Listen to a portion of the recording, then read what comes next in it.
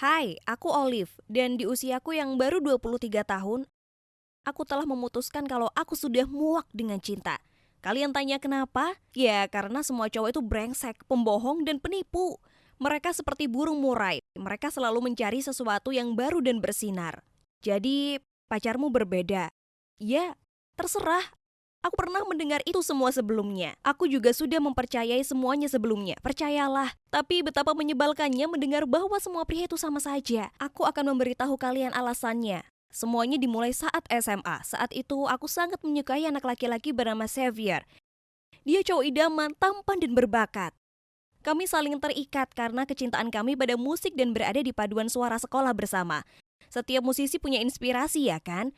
Aku percaya kalau aku adalah satu-satunya inspirasi Xavier dan tidak ada yang bisa menggantikanku. Di mataku, dia tidak bisa berbuat salah. Berada di dekatnya membuatku merasa berdebar-debar. Dan aku tidak sabar untuk kuliah bersamanya dan menjalani hidup dengannya. Tapi kemudian aku memergokinya di ruang musik sedang mencium cewek lain. Aku merasa sangat hancur dan langsung lari. Aku cuma tidak mengerti kenapa seorang cowok yang kukira peduli padaku bisa menyakitiku begitu parah. Aku berubah menjadi versi zombie dari diriku sendiri. Aku hampir tidak bisa makan apapun dan aku menolak berangkat sekolah karena tidak mungkin aku melihatnya bersamanya. Pada akhirnya ibuku sangat mengkhawatirkanku sehingga dia membiarkanku pindah sekolah.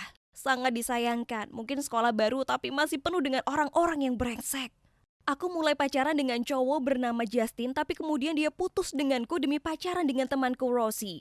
Aku harus bertahan duduk sendirian di kantin dan melihat mereka saling suap-menyuap yogurt. Gross. Kupikir kuliah akan mengubah nasib burukku dengan cowok dan mereka akan menjadi lebih dewasa dalam menjalin hubungan. Tapi tidak. Ternyata pacar kuliahku yang pertama, Thomas, selalu menjelek-jelekanku. Aku jelas merupakan magnet bagi orang jahat. Jadi aku memutuskan untuk menggunakannya demi keuntunganku. Faktanya, perilaku buruk mereka sangat mudah ditebak sehingga aku berhasil membangun karirku berdasarkan perilaku tersebut. Jadi setelah aku lulus kuliah dengan gelar di bidang administrasi bisnis, aku meyakinkan keluargaku untuk meminjamkan uang agar aku bisa membuka bisnis jebakan cinta. Mau tahu pacarmu setia atau tidak? Ya, bisnisku bisa membantu dalam hal itu. Pekerjakan aku dan aku memberitahumu apa kamu sedang buang waktu dengan cowok tampan itu, atau jika dia satu cowok baik di jutaan cowok jahat. Ini bukan layanan investigasi atau perusahaan jebakan biasa. Tidak, sebaliknya aku membantu klienku menentukan apakah pasangannya setia atau tidak. Bahkan sebelum dia benar-benar berselingkuh dengan seseorang. Kenapa membuang-buang waktu dan tenagamu dengan cowok yang matanya jelalatan? Sederhana saja kok, kalau pasanganmu suka cewek tinggi berambut coklat, maka aku akan mengirimkan cewek cantik yang sesuai dengan deskripsi ini ke tempat dia akan berada. Tentu saja, aku punya paket layanan yang berbeda untuk dipilih agar sesuai dengan semua anggaran. Misalnya, level 1 adalah pertemuan singkat di lokasi yang dipilih, sementara level 3 meningkatkan taruhannya. Percayalah, hanya sedikit cowok yang bisa menolak cewek super seksi. Jika pacarmu melewati tantangan kami, selamat. Namun jika tidak, kami akan punya gambar, video, dan pesan untuk membuktikannya. Tentu saja, kepuasan klienku adalah yang paling penting bagiku.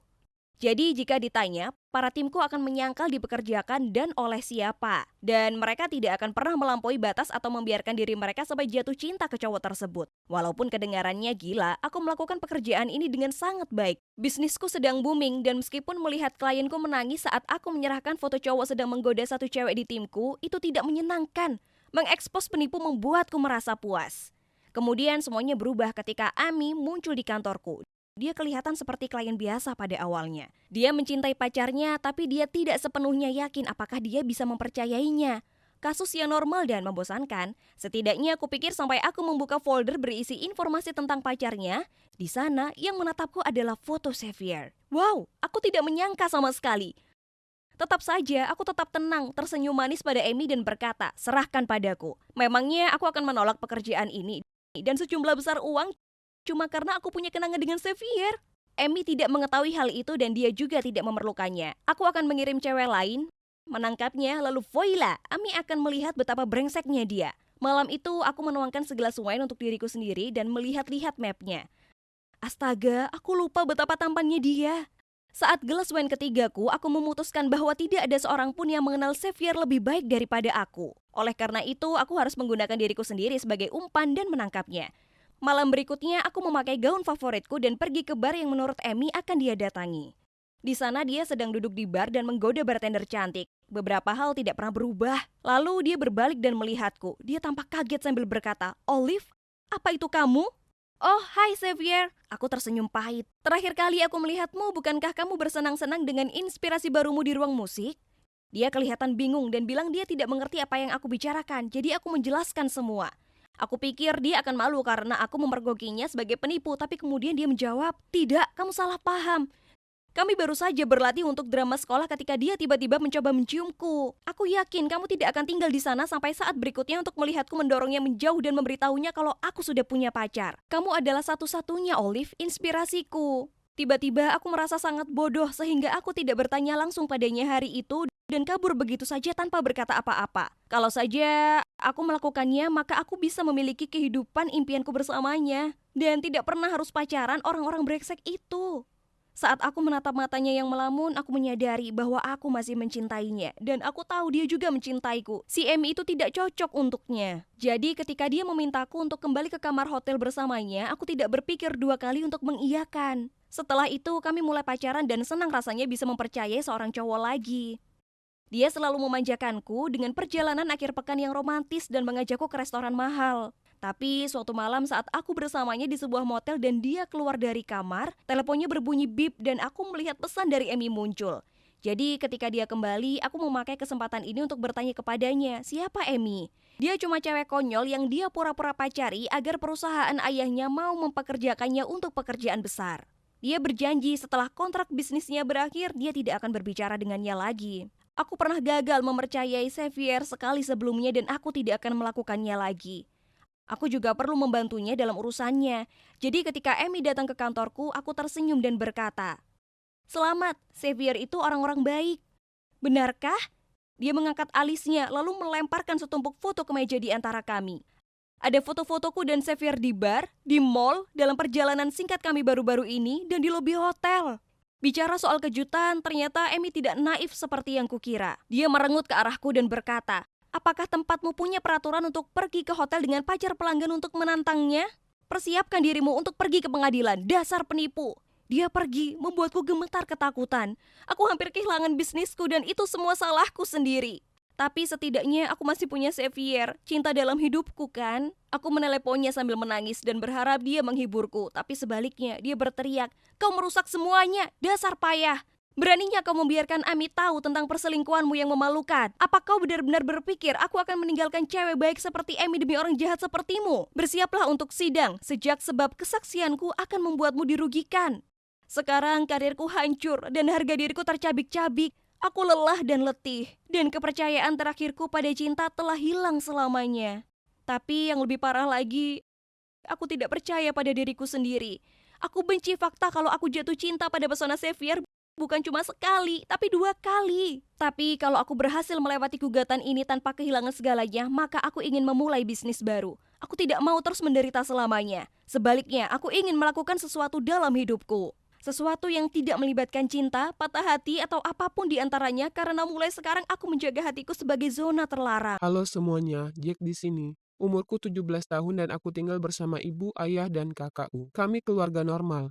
Kurasa prestasiku baik-baik saja di sekolah. Aku tidak terlalu populer atau semacamnya karena aku sedikit pemalu, tapi aku juga bukannya tidak populer. Aku sangat menonjol di bidang olahraga dan ingin melanjutkan ke jenjang kuliah. Bagaimanapun, aku ingin bercerita tentang sahabatku Denny dan gadis impianku Amy. Aku pertama kali bertemu Denny pada usia 10 tahun. Kami sedang ada di kolam renang setempat, saat itu aku sedang energik dan ya, aku melakukan banyak hal tanpa berpikir panjang. Aku mulai main air di kolam dan menyadari kalau aku nggak bisa menginjakan kakiku di tanah. Aku nggak bisa berenang, jadi ya, ini bahaya. Aku mulai panik dan mencoba berteriak minta tolong, tapi banyak air masuk ke mulutku. Kemudian Denny muncul dan membantuku sampai ke sudut yang dangkal. Ternyata dia baru pindah ke kota ini dan mulai bersekolah di sekolah yang sama denganku. Setelah itu kami menjadi sahabat. Denny adalah cowok yang sangat keren, penuh gaya, dan ganteng.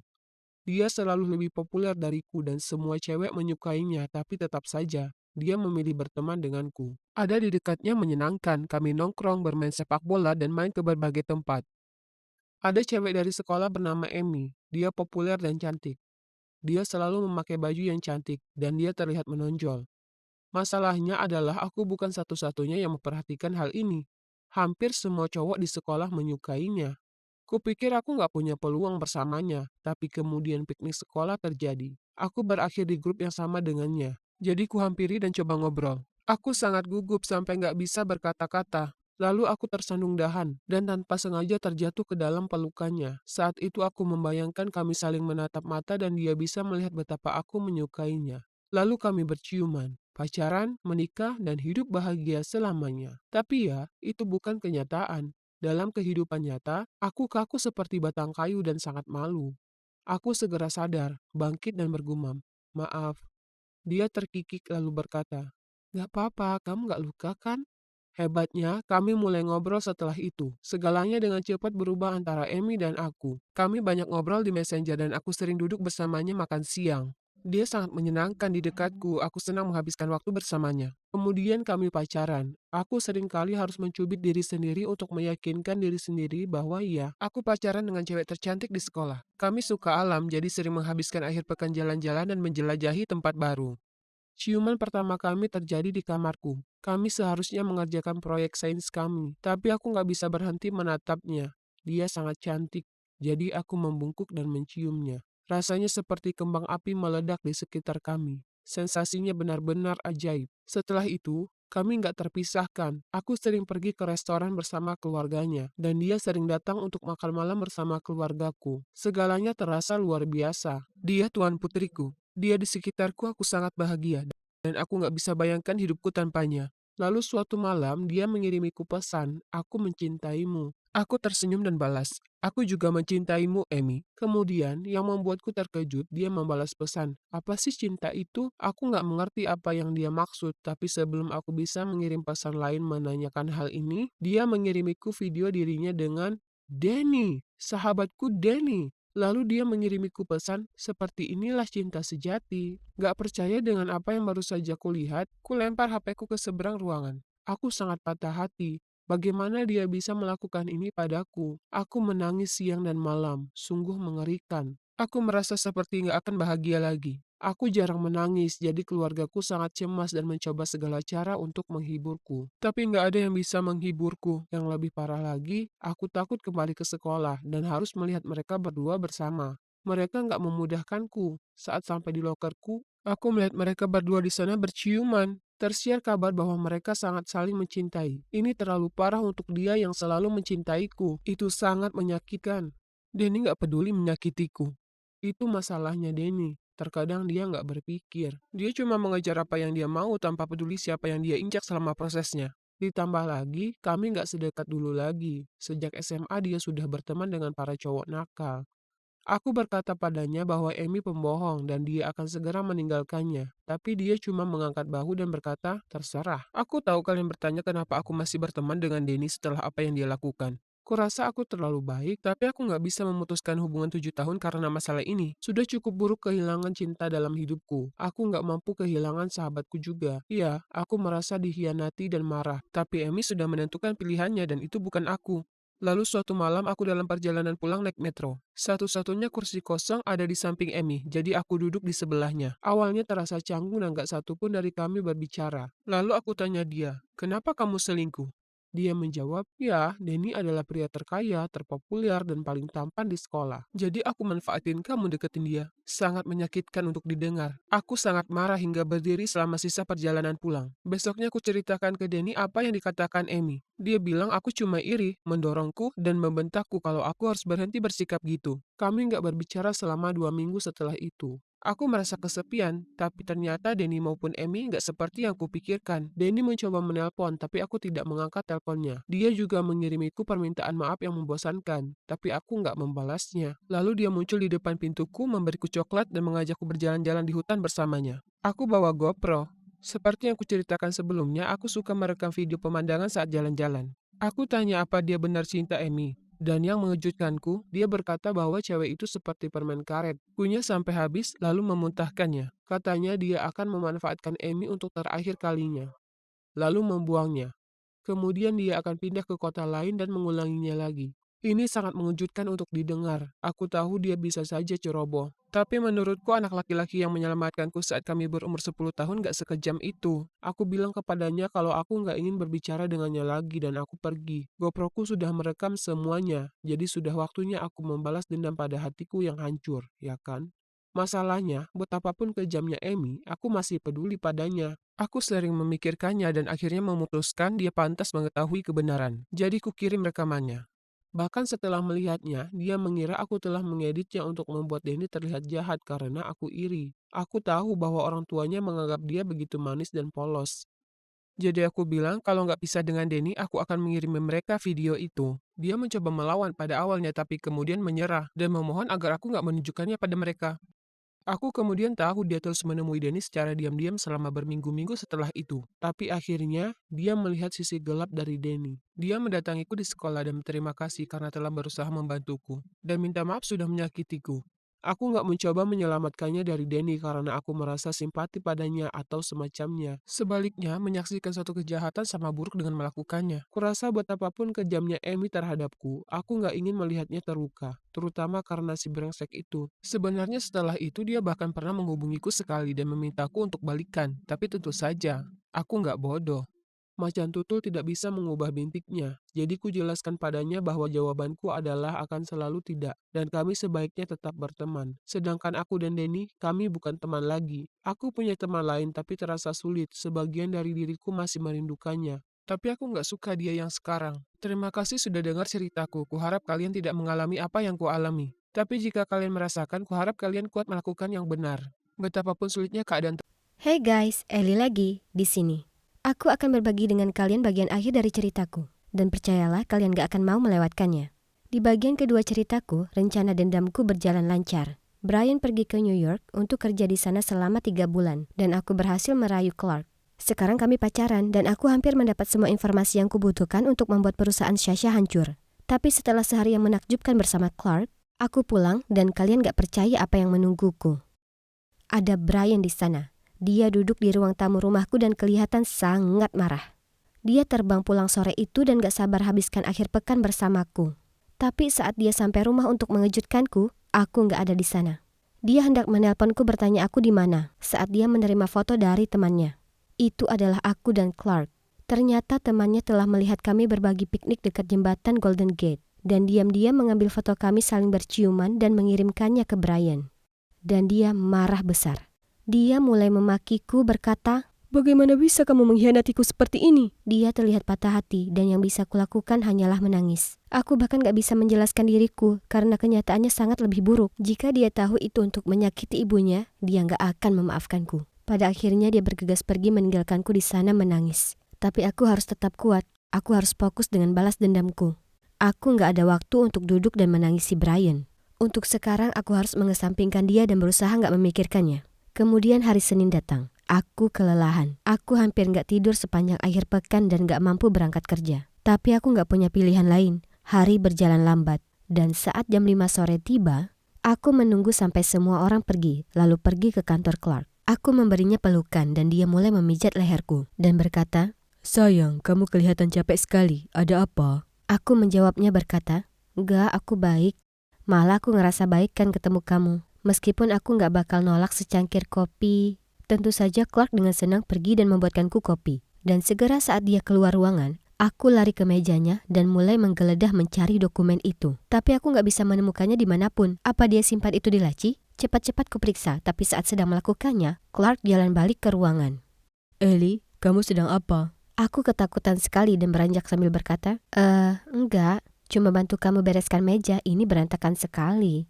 Di saat itu HP-ku tiba-tiba bunyi. Aku beranjak mengambilnya, tapi Clark mendapatkannya terlebih dahulu. Oh tidak. Tiba-tiba wajahnya berubah saat membaca pesanku. Lalu dia bilang, "Apa yang terjadi, Ellie? Sebaiknya kamu jelaskan segera."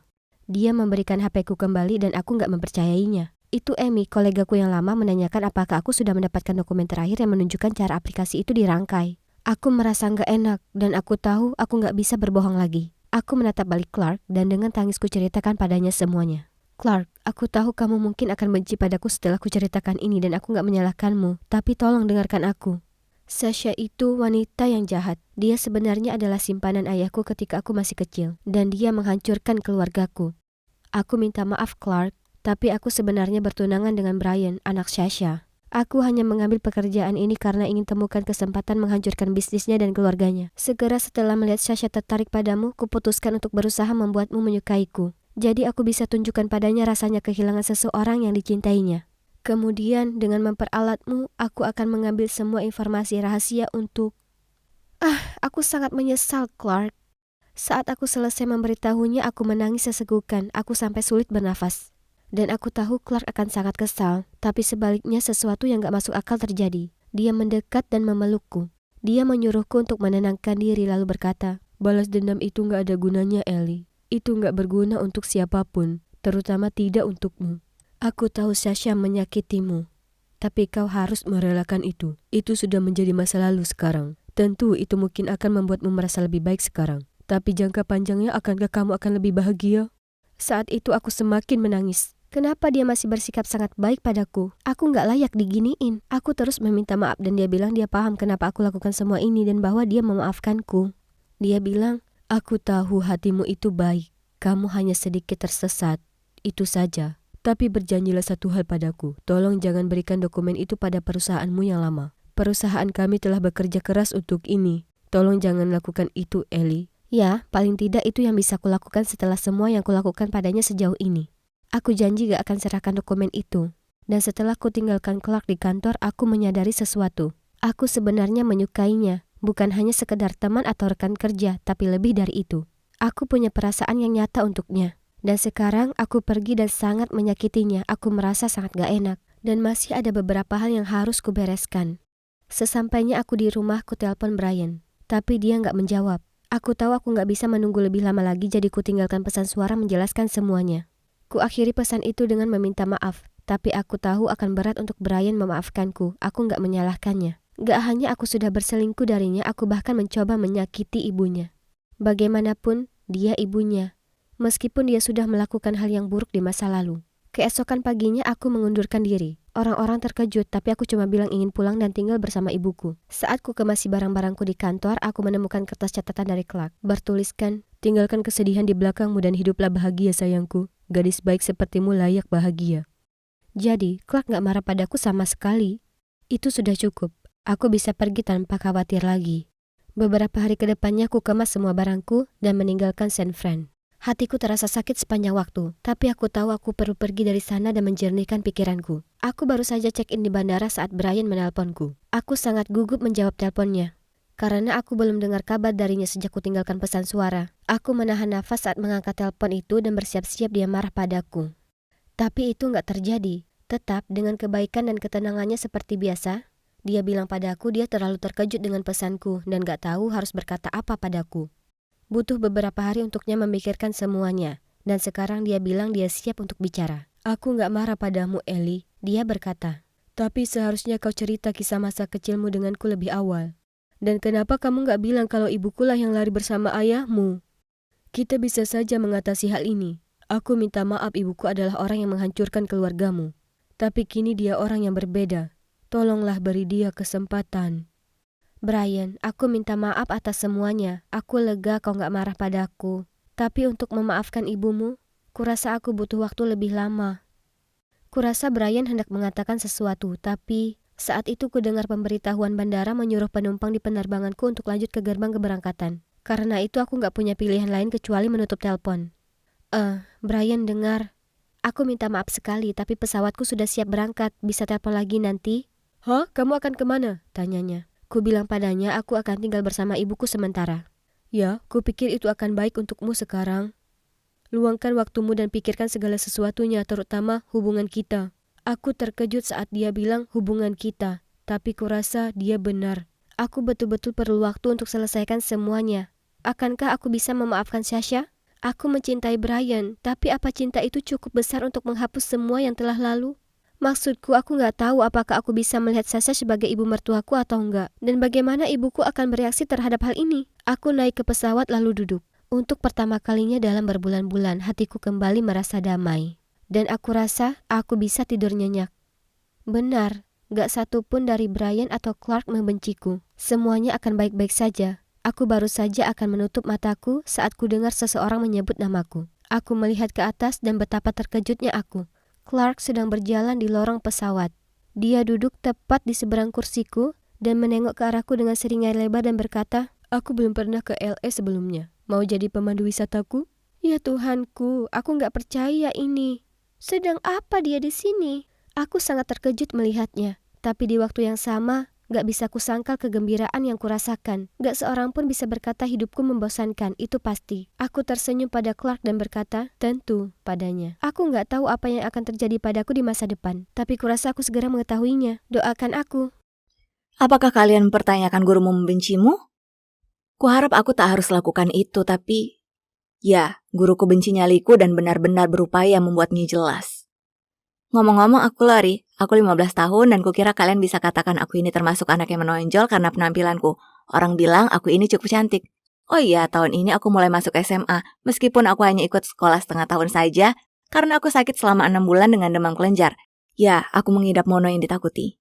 Aku sangat jenuh berbaring di tempat tidur menghasihani diri, jadi saat dokter berkata aku akhirnya bisa kembali ke sekolah, aku sangat gembira. Aku tak tahu apa yang ada di depan mata. Di hari pertama, harus kutunjukkan ke semua guru surat keterangan dari rumah sakit yang menjelaskan kenapa kulewatkan tahun ajaran begitu lama.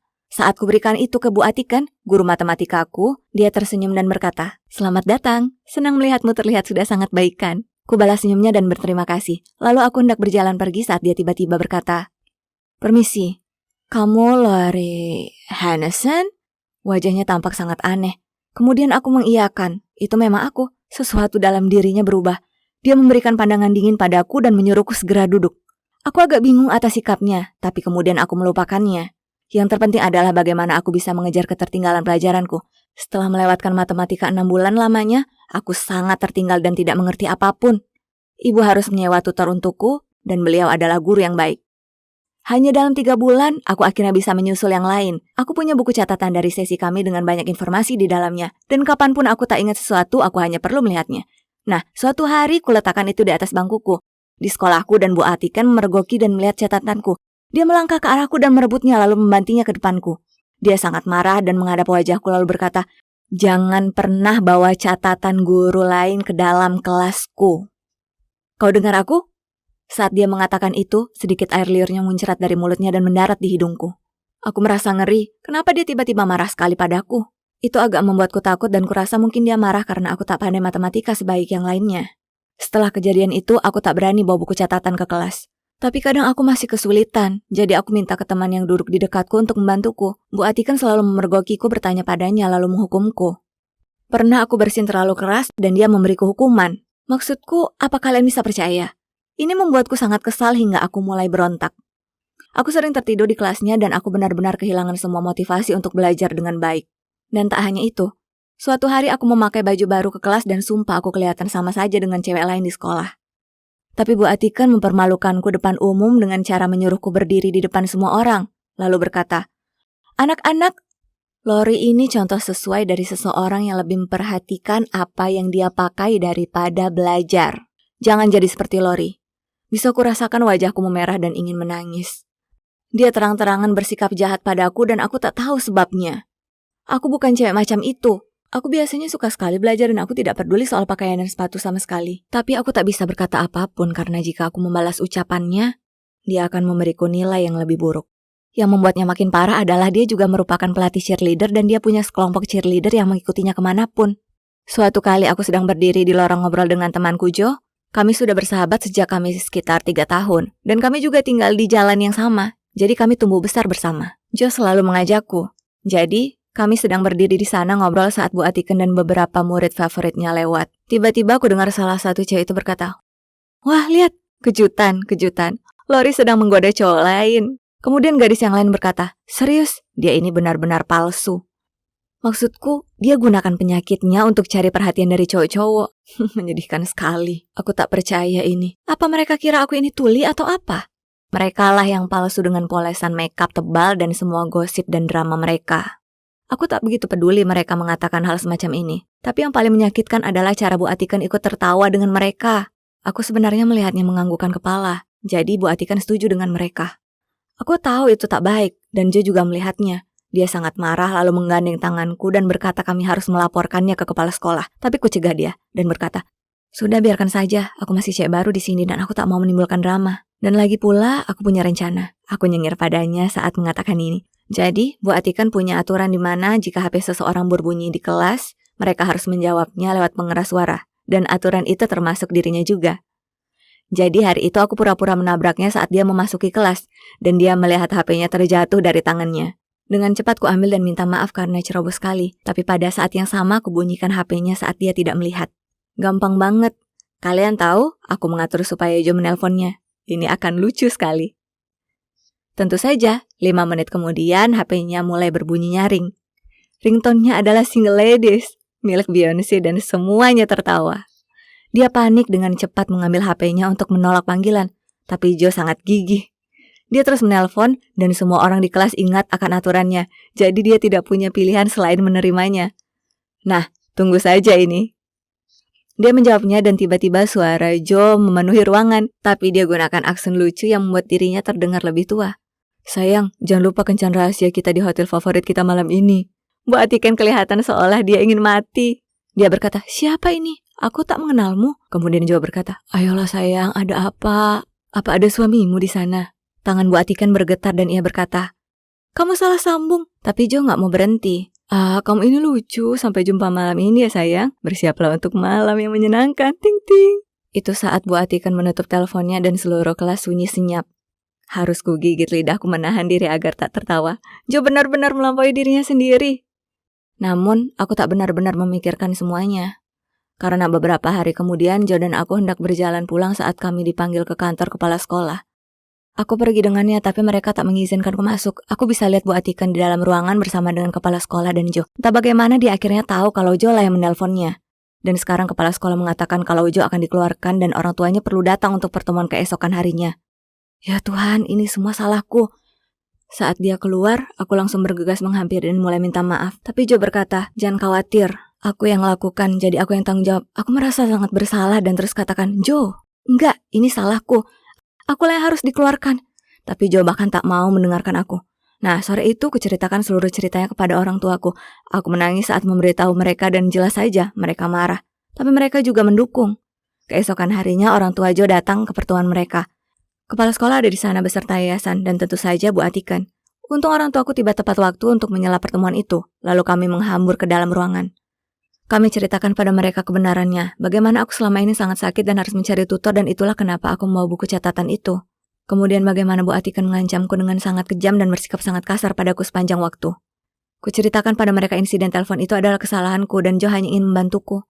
Tiba-tiba Bu Atikan berdiri dan menunjuk ke arahku lalu berkata, aku tahu itu kamu, dasar anak manja, kamu yang harus dikeluarkan. Apa yang terjadi berikutnya sungguh gila. Ibuku berdiri dan berkata, beraninya kamu bicara pada putriku seperti itu. Kamu membencinya karena dia adalah putriku. Sudahi saja Angela, ini sudah bertahun-tahun.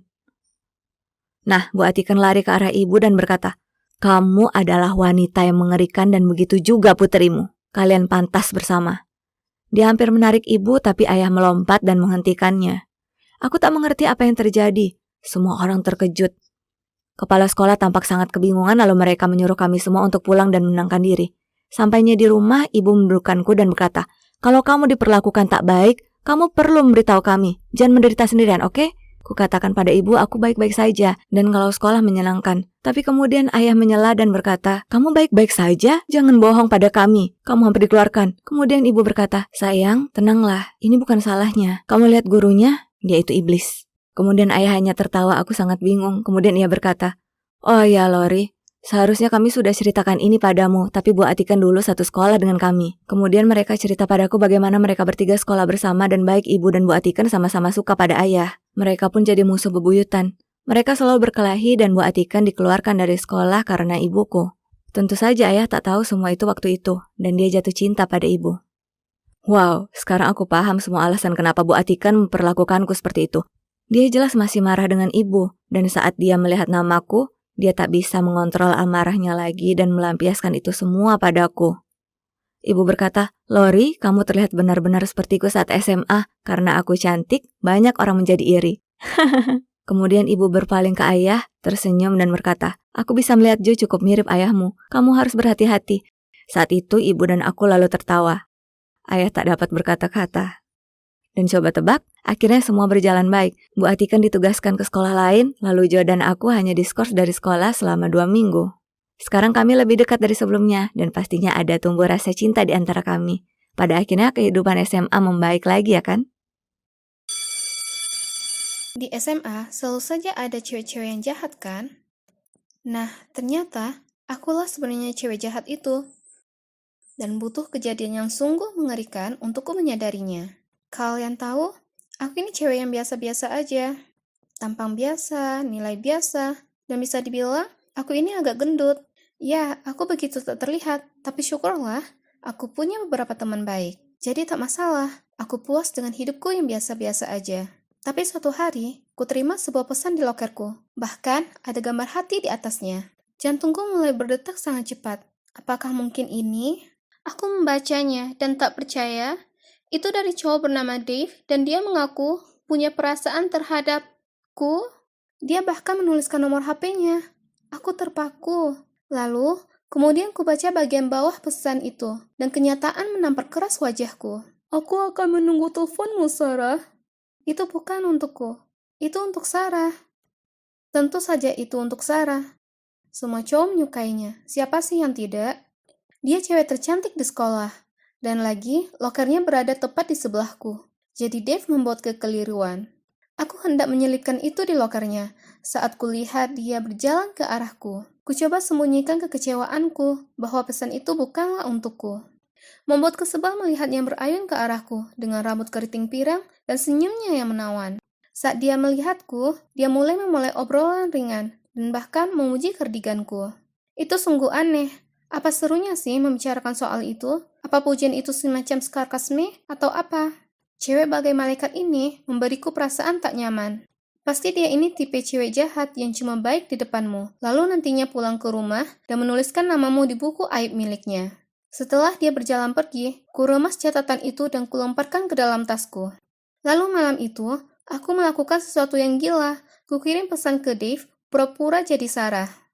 Aku tak tahu kenapa aku lakukan itu, tapi setelah mengirim dan menerima beberapa pesan, ternyata jadi seru.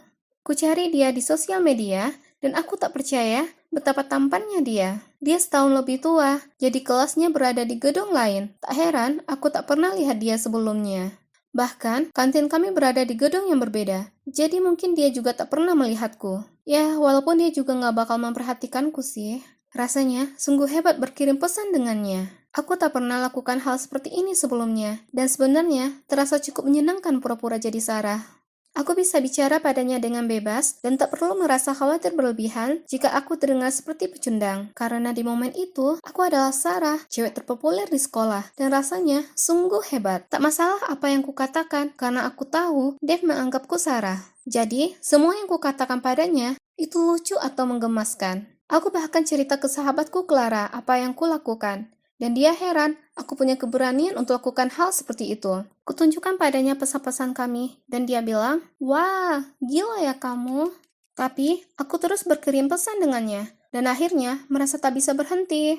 Aku tak tahu berapa lama lagi aku bisa terus begini sebelum akhirnya ketahuan. Tapi, kurasa aku sudah akan bosan sebelum itu terjadi kok. Namun, kemudian di suatu hari, dia memintaku untuk menemuinya sepulang sekolah, dan aku bingung. Jelas, aku tak bisa menemuinya.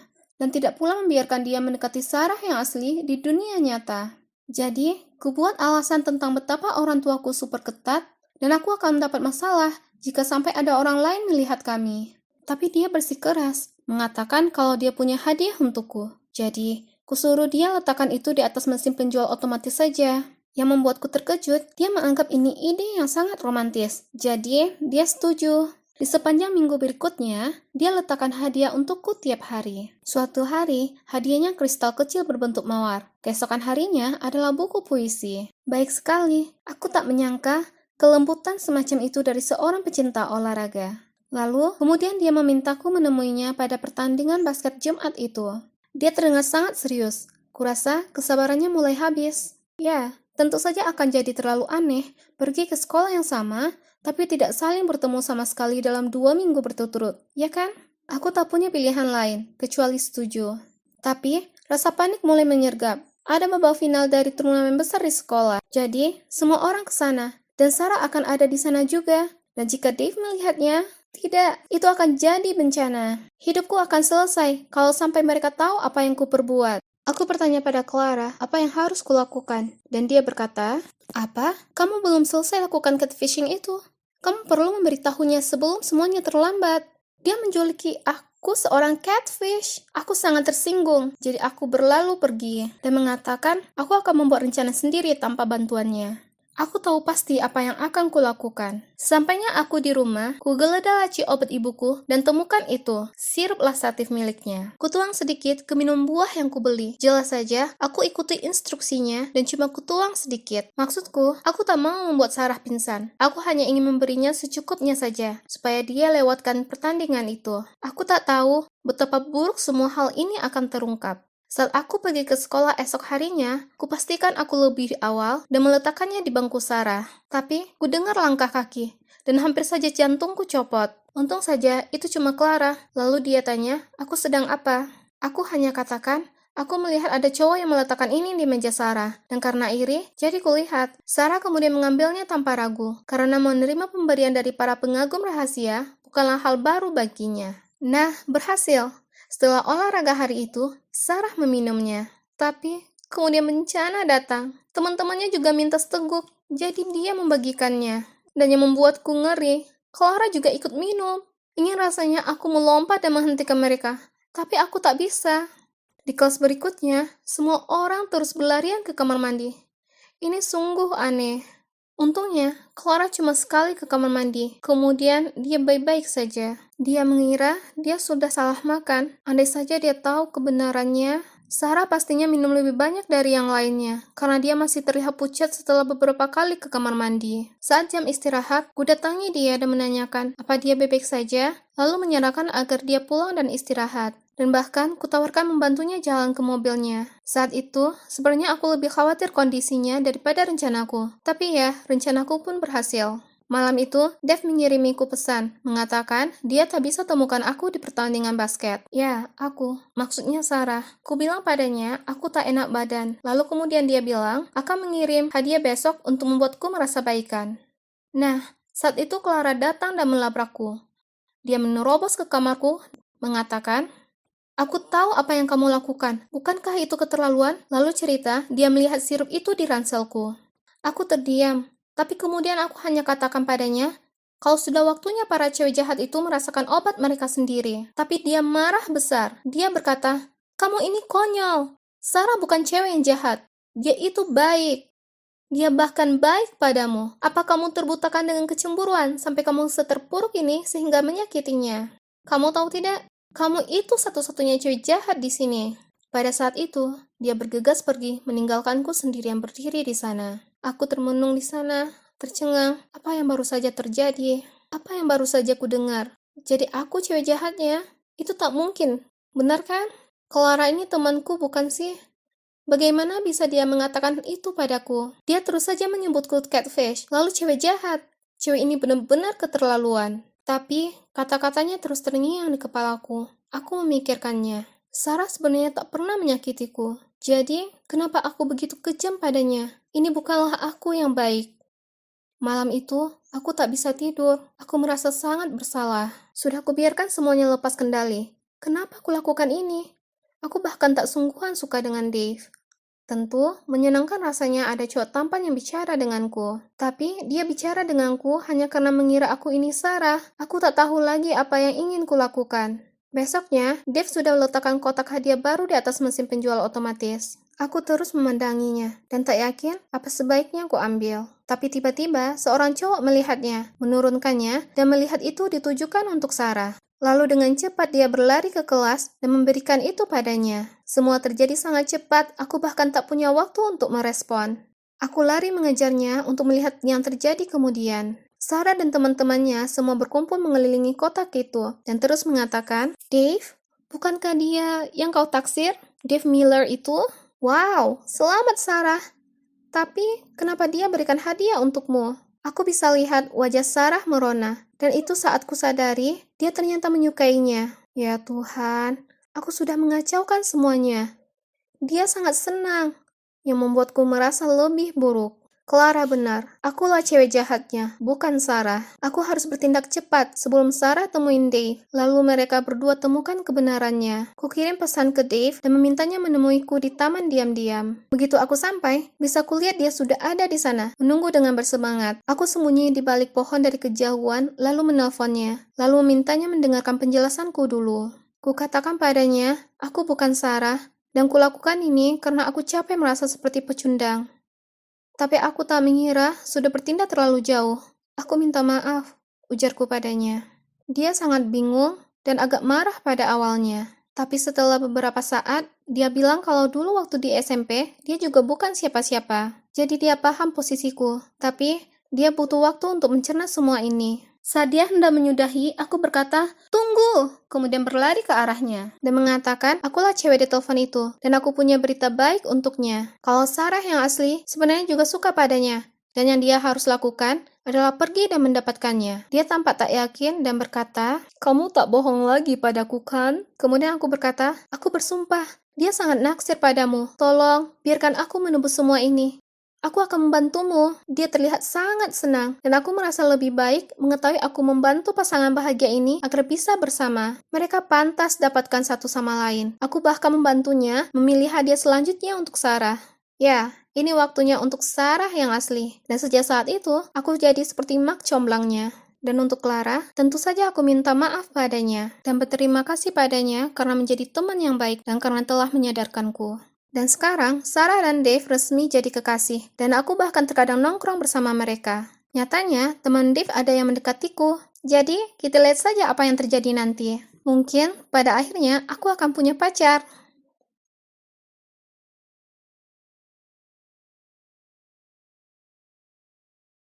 Hai teman-teman, aku Alex. Seorang cowok berusia 24 tahun yang menikah dengan pacar SMA aku bernama Ariel. Meski kami belum punya anak, Ariel tetap di rumah dan aku pergi bekerja. Kedengarannya menyenangkan kan? Salah. Kalian tahu, istriku yang dulu manis dan penuh kasih sayang sekarang menjadi orang yang suka mengontrol dan pemarah. Jangan salah paham, aku masih sangat mencintainya. Tapi, ya, aku bercanda. Aku hanyalah suami yang dikuasai istri yang tidak pernah berani menentangnya. Aku bukan lagi orang yang bebas, tapi dia bersikeras agar aku mengikuti peraturannya. Dan aku bersumpah dia akan menerapkan sebagian besar peraturan tersebut seiring berjalannya waktu. Tidak boleh pergi keluar dengan teman-teman, tidak boleh bepergian semalaman meskipun ada hubungannya dengan pekerjaan, makan malam tidak diperbolehkan di luar kecuali aku mengajaknya bersamaku. Tidak boleh berbicara dengan rekan kerja di media sosial. Aku bahkan tidak boleh tertidur lebih dulu kalau tidak dia membangunkanku dengan membentakku. Jika aku berani melanggar peraturan ini, maka aku harus menghadapi konsekuensinya. Dan percayalah, itu tidak layak untuk dipikirkan. Contohnya aku pernah bekerja sampai larut malam, jadi keesokan harinya dia membuatkanku sandwich yang berjamur. Aku tidak menyadarinya sampai aku memakannya. Menjijikan. Di lain waktu, aku mengunjungi orang tua aku sepulang kerja tanpa dia. Jadi dia mengubah baju putihku menjadi berwarna pink. Aku harus pergi bekerja seperti Pink Panther. Dan setiap hari aku pulang kerja dan dia mengeluh tanpa henti, dia bisa mengeluh tentang hal-hal yang paling konyol. Seperti genangan air di luar rumah kami, berarti dia tidak bisa berjalan-jalan karena dia tidak mau sepatunya rusak. Atau dia secara tidak sengaja meminum kopi biasa, bukan kopi tanpa kafein. Dan sekarang dia sakit kepala, dan hal-hal itu terus berlanjut. Selain itu, dia benar-benar stalker. Ya, sepertinya yang dia lakukan sepanjang hari hanyalah memata-matai tetangga kami. Apa kamu tahu kalau tetangga sebelah kanan kita berjalan mengelilingi halaman rumahnya dengan memakai gaun tidur dan sendal berwarna pink milik istrinya? Dan tetangga di seberangnya menyanyikan lagu Natal untuk anjingnya? Siapa yang peduli? Tapi kalau aku berani menguap atau menunjukkan ketidaktertarikan, dia akan membentakku. Jadi aku berpura-pura tertarik dengan mengatakan hal-hal seperti, "Begitukah? Oh, benar. Silakan lanjutkan." Omelannya tidak berhenti ketika aku sedang bekerja. Dia terus-menerus mengirimku pesan yang menyuruhku pulang lebih awal untuk memperbaiki bola lampu, keran, atau apapun yang berhasil dia buat rusak. Astaga, kenapa akhir-akhir ini banyak sekali barang yang rusak? Apa dia sengaja merusaknya agar aku segera pulang setelah bekerja untuk memperbaikinya? Nah, itu tidak mungkin kan? Suatu kali aku bekerja, dia mengirimiku pesan yang mengatakan kalau mesin cuci bocor di mana-mana dan memintaku untuk memanggil tukang servis. Aku tidak mengerti kenapa bukan dia saja yang meneleponnya, karena aku kan sedang bekerja. Lagi pula aku lupa melakukannya, jadi dia menelepon nomor kantorku dan memintaku langsung pulang. Masalahnya adalah, rekan kerjaku yang menjawab telepon. Anak malang itu sebenarnya harus menjauhkan ponselnya darinya saat dia berteriak begitu keras. "Kamu yang merusaknya, jadi pulanglah dan segera perbaiki." Aku mengambil telepon dari rekan kerjaku dan menjawab, "Hah? Apa salahku?" Dia menjawab, "Duh, karena kamu memakai 3 pakaian dalam sehari dan aku cuma memakai 1. Jadi kamu yang merusaknya, bukan aku. Jadi datanglah dan perbaiki." Ya. Aku gagal melihat logika argumennya. Aku hanya tidak tahu lagi siapa dia, kemana perginya Ariel cantik di masa lalu. Oh, betapa aku ingin menjadi lajang lagi. Kemudian saat aku berpikir segalanya tidak akan menjadi lebih buruk lagi, semua hal malah bertambah parah. Tempat kerjaku sedang merayakan hari jadinya yang ke-10, sehingga atasanku mengadakan pesta dan mengundang semua orang dan keluarga mereka. Oh tidak, hal terakhir yang kubutuhkan adalah istriku yang suka mengontrol membuatku malu. Tapi Ariel memeriksa emailku dan mengetahui tentang pesta itu. Dia segera mengulangi peraturannya. Makan malam tidak diperbolehkan di luar kecuali kamu membawaku bersama. Aku memaksakan senyum dan bersikap bersemangat agar dia bergabung denganku. Semoga tidak terjadi apa-apa ya. Kami sudah berada di pesta selama 5 menit dan aku dengan sopan tersenyum pada rekan kerja perempuanku. Ketika Ariel memerah karena marah lalu menumpahkan anggurnya ke gaun wanita itu berkata, "Ups," lalu berjalan pergi. Aku memberikan beberapa tisu kepada rekanku dan meminta maaf. Kenapa Ariel begitu kekanak-kanakan? Aku tidak ingin kehilangan pekerjaan karena kemarahannya. Lalu aku menemukannya sedang berbicara dengan atasanku. Dia sebenarnya meneriaki atasanku karena menyuruhku bekerja lembur terlalu sering. Apa? Bosku tentu saja marah. Sekarang aku yakin aku akan dipecat. Tapi syukurlah melalui keajaiban dan banyak merendahkan diri kepada atasanku, aku tidak kehilangan pekerjaan. Aku merasa sangat sedih dengan semua ini. Jadi pada salah satu waktu istirahat makan siang, aku menelepon temanku, Matthew. Aku sudah mengenalnya selama bertahun-tahun. Faktanya, saat kami masih bersekolah, dia sangat menyukai Ariel dan kami berdua berusaha memenangkan hatinya. Bagaimanapun, itu adalah masa lalu. Aku perlu melampiaskannya. Jadi aku berkata padanya, "Dulu waktu di sekolah, kamu dan aku sama-sama panik mengejar Ariel. Kita bahkan berkelahi demi dia. Dulu aku kira aku yang menang, tapi sekarang menurutku kamulah yang beruntung bisa melarikan diri." Matthew menjawab, "Tahukah kamu, kenapa kehidupan pernikahanmu begitu pengap? Itu karena dia terlalu mencintaimu. Jika kamu membutuhkan lebih banyak kebebasan, ini sangat mudah. Kamu hanya perlu membuat istrimu tidak terlalu mencintaimu. Jangan khawatir, aku di sini untuk membantu." Pada titik ini aku cukup ingin mencoba apapun. Selain itu, dia adalah temanku, jadi dia mendukungku, kan? Jadi rencananya adalah mencarikan Ariel pekerjaan yang sibuk di kota lain. Lalu aku cuma perlu menemuinya di akhir pekan, jadi aku meminta teman lamaku untuk mengizinkan Ariel bekerja sebagai penyiar berita di stasiun radionya yang hampir bangkrut. Ariel begitu bersemangat saat mendapat tawaran pekerjaan itu. Dia memohon padaku untuk berhenti dari pekerjaanku dan pergi bersamanya, tapi aku tidak setuju. Aku membuat alasan bahkan pekerjaanku terlalu bagus untuk dihentikan dan menyemangatinya dia bahwa ini adalah kesempatan yang baik baginya dan bahwa aku akan mengunjunginya di akhir pekan. Setelah itu, kehidupan yang selalu aku rindukan pun tiba. Sungguh menyenangkan pulang kerja dan tidak melihat dia mengomeliku. Aku bisa meletakkan kakiku di sofa, tertidur kapanpun aku mau, dan pergi makan malam bersama rekan-rekanku tanpa harus mengajaknya bersamaku. Tapi rumah itu jadi sunyi, terlalu sunyi. Ya, tidak lama kemudian aku merindukannya seperti anak anjing. Aku bahkan tidur sambil memegangi salah satu sweaternya. Lalu tiba-tiba semuanya menjadi masuk akal. Ariel bertindak seperti itu hanya karena dia bosan dan kesepian terjebak di rumah sendirian sepanjang hari. Dia ingin sekali aku mengajaknya bicara, namun yang aku lakukan hanyalah mengolok-oloknya.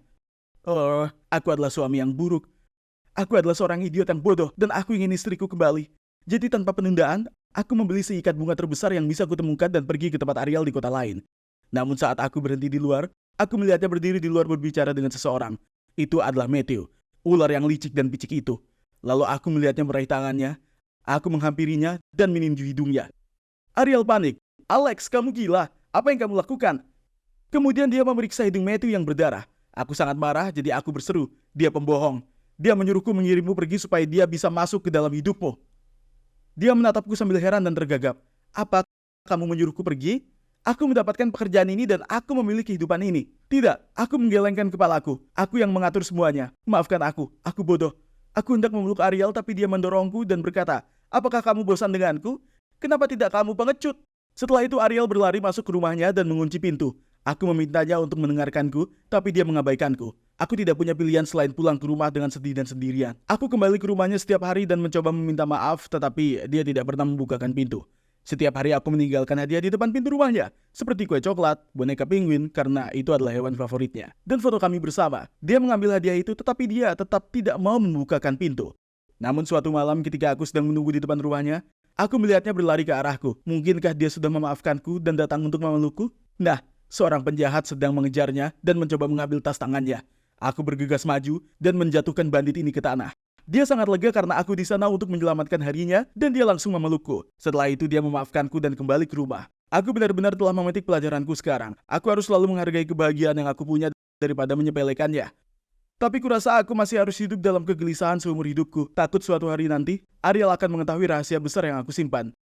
Ya, akulah yang menyewa penjahat itu. Kejutan? Rahasia itu harus ikut bersamaku ke dalam kubur, atau Ariel akan menguburku sendiri dalam 6 meter. Aku tidak tahu lagi, doakan aku agar beruntung kawan.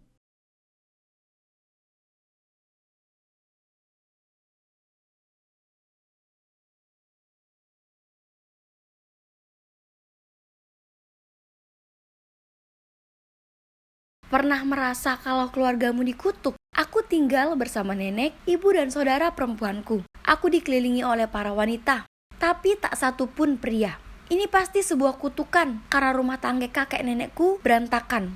Dan rumah tangga orang tuaku juga gagal total.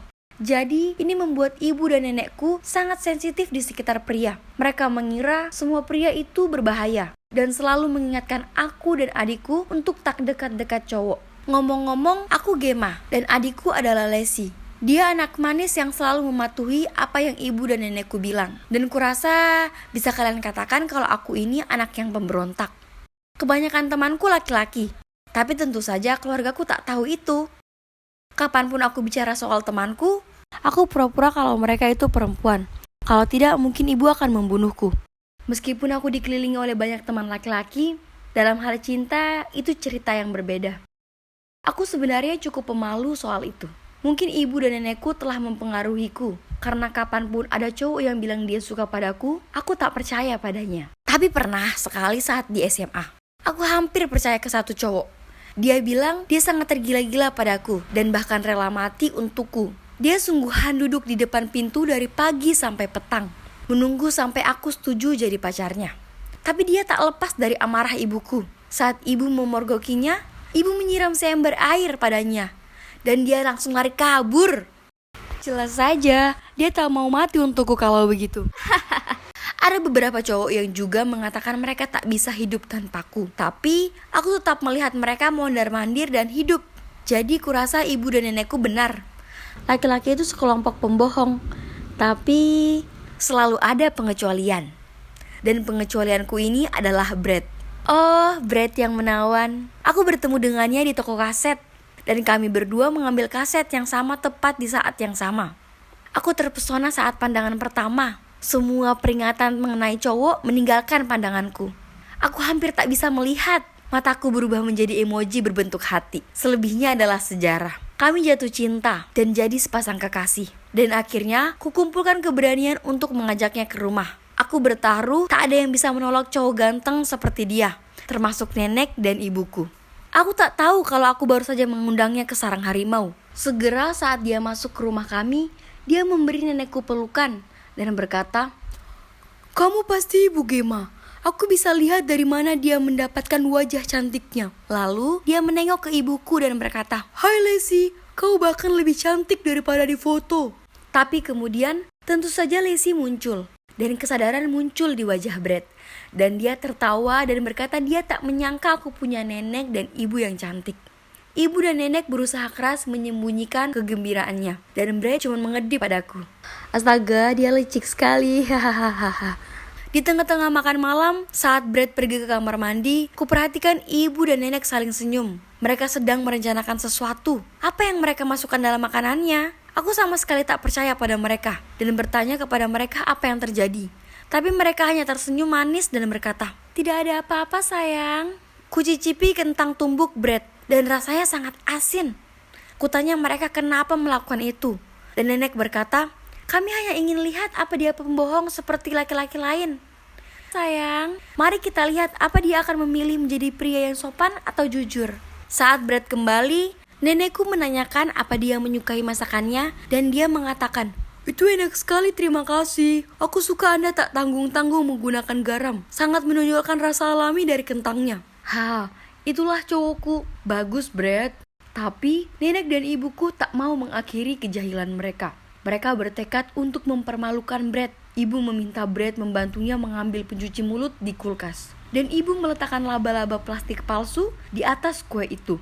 Ibu jelas ingin menakutinya, tapi dia tak terpancing. Ia hanya menyendok dan menyisihkannya di meja. Lalu setelah makan malam, nenek bertanya apa Brad ingin bergabung dengannya, merokok setelah makan. Dan dengan sopan dia menolak.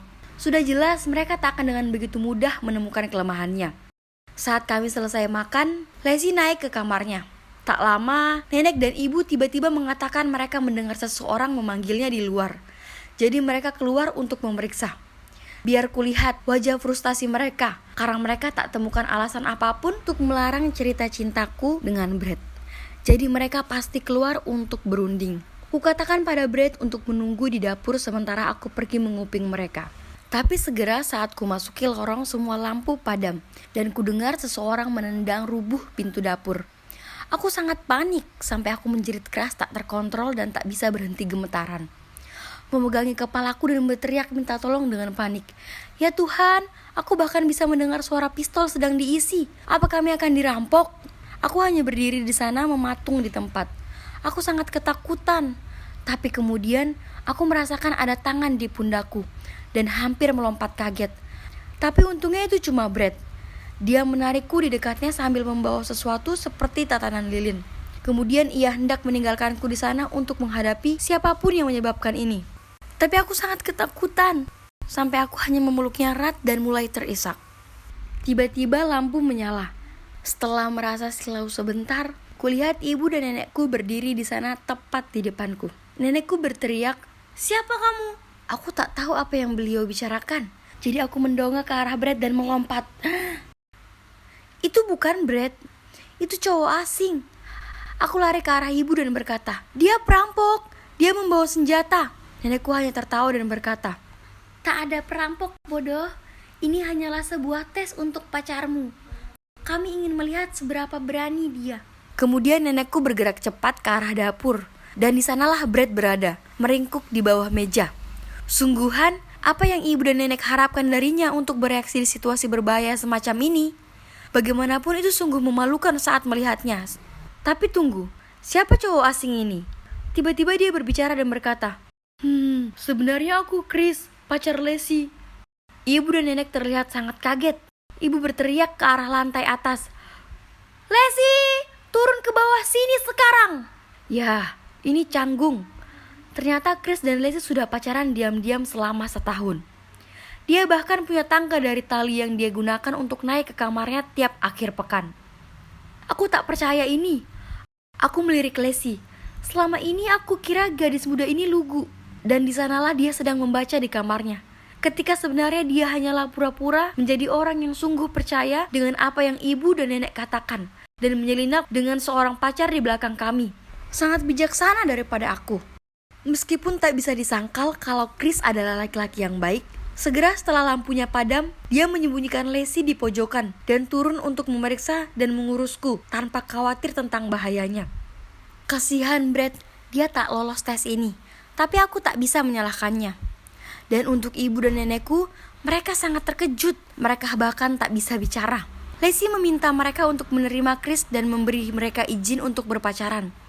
Tapi ibu dan nenek hanya mengacuhkannya dan pergi ke kamar mereka. Setelahnya, Chris sering datang. Tapi ibu dan nenekku mempermalukannya sama seperti mereka telah mempermalukan Brad. Selalu mengetesnya. Suatu malam mereka bahkan mengadakan kuis untuk melihat seberapa pintar dia. Dan mereka bahkan mengirimkan pesan palsu ke ponsel Lacey, pura-pura jadi laki-laki lain untuk melihat seberapa cemburu dia. Tapi dia tak terpancing. Dia dan Lacey adalah pasangan yang solid. Kasihan Chris dan Brad. Mereka tak bisa istirahat sejenak. Ibu dan nenek terus-terusan mengatakan Brad adalah pengecut dan Chris itu adalah licik. Dan mereka sangat kasar pada mereka. Aku sadar tak ada pria manapun yang bisa memuaskan mereka. Masa lalu mereka masih menghantui mereka dan prasangka mereka sangat ekstrim. Tapi tak peduli, mereka benci pacar kami. Lacey dan aku tak akan menyerah. Ulang tahun nenek tiba. Aku dan Lacey mengatakan kami punya hadiah besar untuknya. Respon nenek yaitu, "Gadis-gadis, satu-satunya hadiah yang kuinginkan sekarang adalah agar kalian berdua campakkan pacar kalian. Hanya itu satu hal yang akan membuatku senang." Lacey tersenyum dan berkata, "Tentu Nek, apapun untuk nenek." Kemudian dia mengeluarkan tes kehamilan dan berkata, "Tapi Nek, aku akan punya bayi dengan Chris. Tapi jika ini akan membuat nenek senang, aku akan memutuskannya dan membesarkan bayi ini sendiri. Seperti nenek membesarkan ibu, dan sebagaimana ibu membesarkan Gemma dan aku." Ibu dan nenek terlihat seolah akan pingsan. Dan sebelum mereka bisa mengatakan apapun, aku melanjutkan. Brad dan aku juga akan putus. Meskipun aku ingin kalian tahu, aku sangat mencintainya. Jika kalian lebih suka aku sendiri sepanjang sisa hidupku, aku akan melakukannya. Karena kalian selalu mengatakan, pria itu racun. Bahkan Aku memutuskan akan menjadi seorang biarawati. Aku akan berhenti sekolah dan aku akan berangkat ke biara minggu depan. Saat ini, ibu menitikkan air mata dan meraih tanganku dan mengatakan, "Sayang, jangan memilih jalan yang begitu sepi. Tetaplah bersama kami." Nenekku juga menangis dan memeluk Lesi. "Sayang, jangan bodoh. Bayimu tak bisa tumbuh tanpa ayah. Chris adalah laki-laki yang luar biasa. Jangan dengarkan aku. Dia itu hebat. Aku sangat menyesal." Jadi, begitulah. Lesi dan aku masih tetap bersama Chris dan Brad. Dan kami sangat berbahagia. Ibu dan nenek sudah menerima mereka. Dan aku berani mengatakan mereka bahkan baik pada Chris dan Brad. Tapi ada satu masalah kecil. Bagaimana Lesi akan menjelaskan fakta bahwa perutnya tak akan membesar? Ting ting. Sepertinya ibu dan nenek bukanlah satu-satunya yang pandai mengetes orang. Itu pasti turun-temurun di keluarga kami. Doakan kami ya.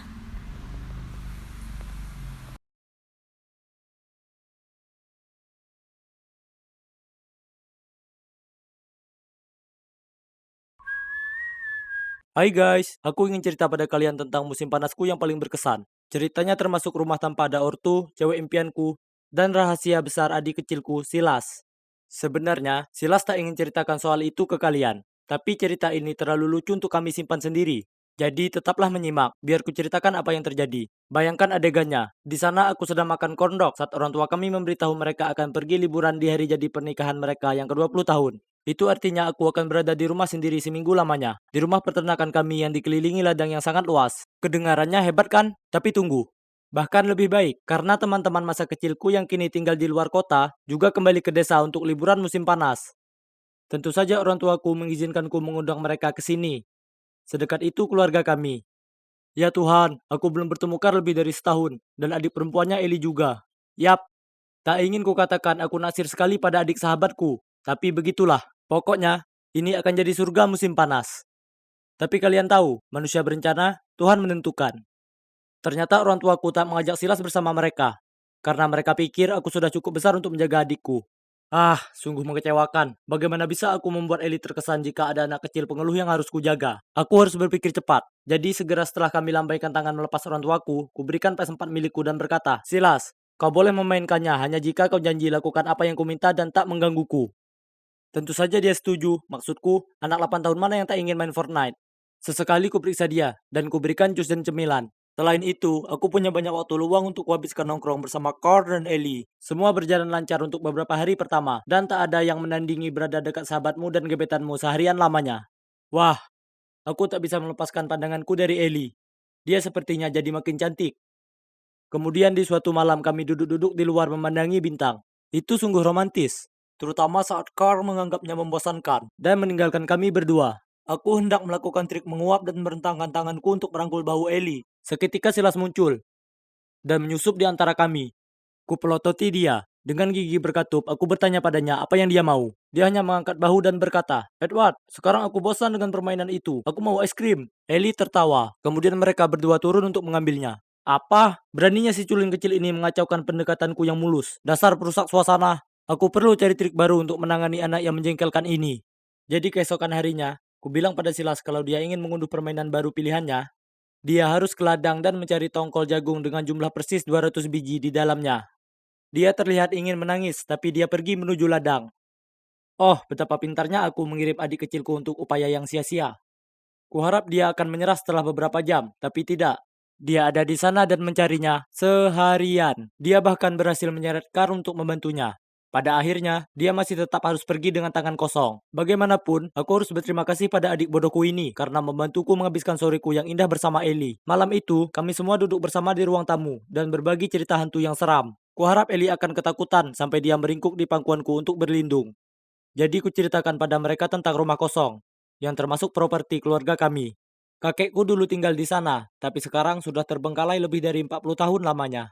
Ada banyak rumor tentang rumah itu berhantu. Seorang petani cerita, dia melihat hantu wanita di dekat jendela, tapi dia lenyap di udara. Dan orang lain berkata, mereka melihat sosok seram melayang-layang keluar rumah dan mengejar mereka. Ellie terkekeh lalu berkata, "Oh, seram. Sebaiknya kita memeriksanya." Apa? Bukan ini yang kubayangkan di pikiranku. Nyatanya, dia tak tampak takut sama sekali. Aku tak ingin pergi ke sana. Rumah itu tua dan seram. Memikirkannya saja sudah membuatku takut.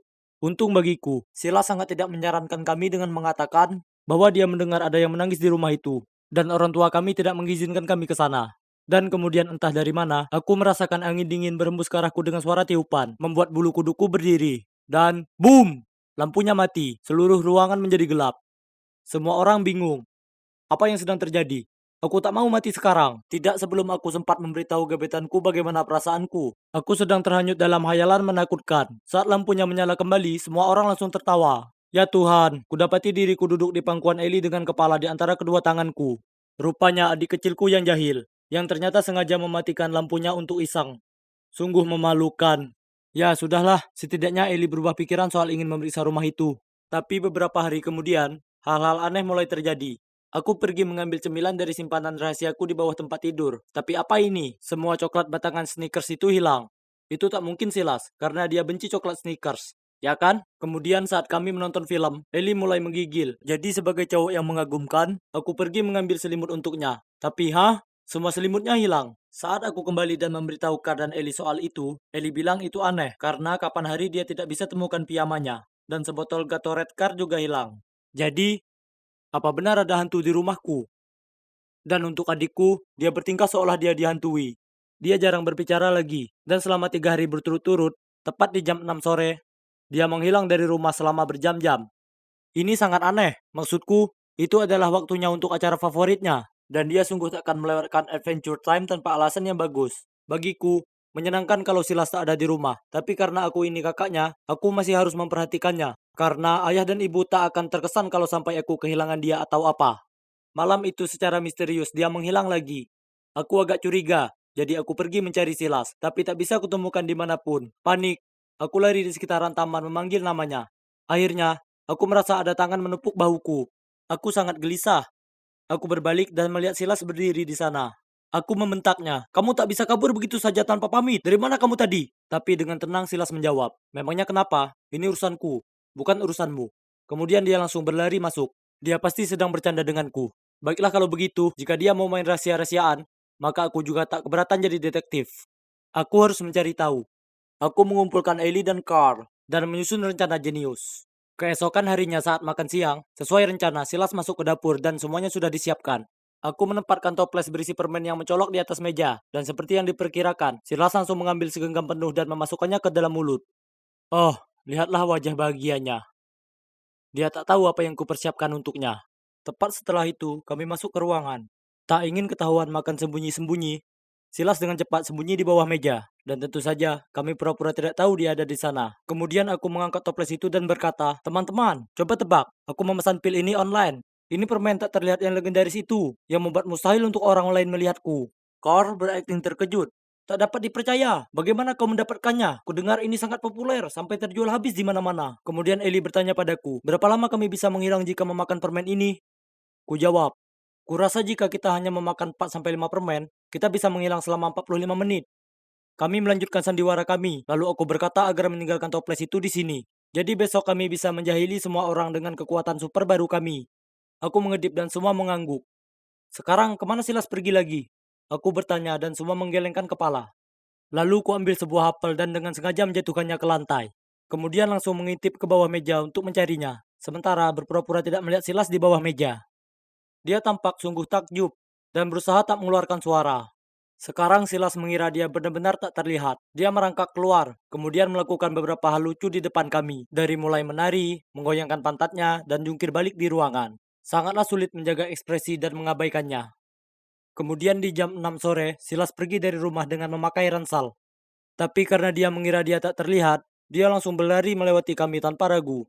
Dan tak lupa menjulurkan lidahnya keluar ke arahku sebelum pergi. Si idiot ini. Kami mengikutinya, dan coba tebak, dia pergi ke rumah kosong itu. Kami sembunyi di balik pohon untuk melihat, dan tiba-tiba pintunya berdiri terbuka. Aku sedikit takut, jadi aku bergelayut ke tangan Eli. Seseorang berlari ke arahnya, seorang gadis kecil. Oh tidak, itu adalah hantu. Eli berkata, ya Tuhan, dia memakai pakaianku. Kulihat lebih dekat dan menyadari dia bukanlah hantu, tapi nyatanya itu gadis sungguhan. Jadi Silas menyembunyikan gadis kecil di rumah kosong kami. Dan itulah kenapa dia terus memberitahu kami agar tak datang ke sini. Karena Silas mengira dia tak terlihat, dia terus mengelilingnya dan berkata, "Kau tak bisa lihat aku kan?" Dia kelihatan lucu sekali, karena gadis kecil itu terlalu bingung untuk mengerti apapun. Dan tepat saat itu, kami menerobos masuk dan berteriak, "Kena kau!" Wah, wah, lihat siapa pemuda dewasa yang menyembunyikan pacarnya di sini. Aku menarik ransel Silas, yang berisi coklat Snickers dan beberapa barang yang hilang. Silas terkejut dan terngangap. Itu tak seperti yang kau lihat." Gadis kecil itu menangis dan berkata, "Aku Sally, aku tersesat, jadi Silas menolongku." Silas berkata bahwa dia bertemu Sally suatu hari di ladang jagung. Dia sendirian dan lapar, jadi dia membawanya ke sini dan merawatnya. Dia tak berani cerita pada kami, karena dia takut kalau kami akan menertawakannya. Oh, aku tak mengira kalau adikku yang biasanya bodoh ini bisa berbuat kebaikan. Jadi kupeluk mereka dan berkata, "Aku tak menyalahkan siapapun. Silas, kau sudah melakukannya sangat baik. Dan Sally, kau akan aman di sini. Bawa dia ke rumah kita dan aku akan menelpon seseorang untuk bantuan." Untungnya polisi berkata bahwa mereka juga sedang mencari anak yang hilang. Dan keesokan harinya, Sally bertemu dengan kedua orang tuanya. Ternyata dia tadinya berada di stasiun kereta api yang padat dan akhirnya tersesat. Karena bingung, dia mengikuti pria yang memakai kemeja yang sama seperti ayahnya. Dan itulah bagaimana akhirnya dia tersesat ke ladang kami. Ya, adikku itu terkadang suka mengganggu, tapi dia anak yang baik dengan hati yang lembut. Sejak saat itu kami makin dekat, dan kugunakan tabunganku untuk menghadiahi adikku sebuah konsol khusus untuknya.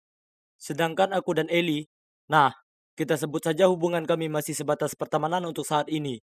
Tapi Carl mungkin sudah tahu, dan dia kelihatannya biasa saja. Jadi beri saja aku waktu, dan doakan aku berhasil.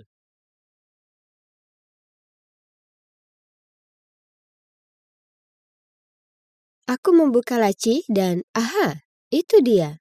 Aku sudah lama mencari majalah ini. Namun saat aku menutup laci, aku melihat sesuatu yang lain. Sebuah foto bersembunyi di bawah majalah. Ada seorang wanita dan dua anak di foto itu. Laki-laki dan perempuan. Aku sangat bingung. Siapa mereka? Aku membalikannya dan ada pesan di belakangnya yang berbunyi, "Ini nomor baruku. Hubungi aku lebih sering. Aku sangat merindukanmu." Tiba-tiba ibuku masuk dan aku hendak bertanya padanya tentang foto itu. Tapi dia marah dan mulai berteriak padaku agar keluar dari kamar. "Jangan pernah masuk ke kamar kami lagi. Apa kau mendengarku, Erin? Kami punya barang-barang pribadi di sini. Kamu tahu aturannya." Aku cuma mencari majalahnya," kataku, dan segera memasukkan foto itu ke dalam sebelum berlari keluar kamarnya. Sebenarnya, aku tahu aku tidak seharusnya masuk ke kamar orang tuaku, tapi aku sedang mengerjakan esai sekolah tentang keberlanjutan, dan aku pernah melihat artikel di majalah ibuku tentang hal itu beberapa hari lalu. Jadi aku mencari di seluruh rumah untuk mencoba dan menemukannya. Akhirnya aku tahu satu-satunya tempat yang mungkin ada adalah kamar mereka, jadi aku menyelinap masuk. Biasanya pintu mereka terkunci, jadi aku sedang beruntung. Sejak aku masih kecil, aku dilarang masuk ke sana. Tapi aku tidak tahu kenapa. Kembali ke kamarku, aku tidak bisa berhenti menatap foto itu. Apa itu saudaraku atau semacamnya, sepupu yang sudah lama hilang? Anak laki-laki di foto itu sangat mirip ayahku. Oh, tidak. Membaca catatan di belakangnya lagi, tiba-tiba aku berpikir itu mungkin keluarga ayahku yang lain. Tahukah kalian apa yang aku maksud? Ya, bagaimana jika ayahku mempunyai keluarga rahasia?